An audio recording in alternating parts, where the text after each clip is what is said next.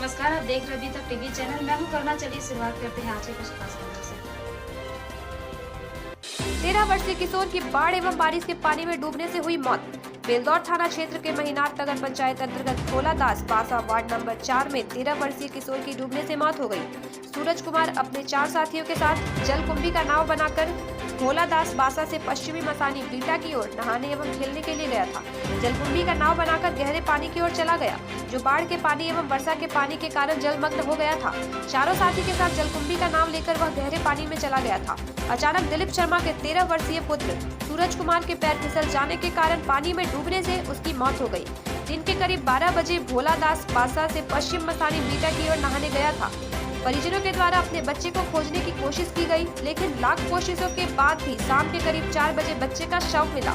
वहीं इस बात की सूचना अंचल अधिकारी अमित कुमार को फोन के माध्यम से दी गई। सीओ अमित कुमार ने बताया कि कानूनी प्रक्रिया अपनाकर बच्चे का शव पोस्टमार्टम के लिए भेजा जाएगा। पोस्टमार्टम रिपोर्ट आने के बाद मृत बच्चे के परिजन को 4 लाख की सहायता राशि दी जाएगी। अभी तक टीवी चैनल के लिए खगड़िया बेलदौर से संवाददाता सुदर्शन कुमार की रिपोर्ट।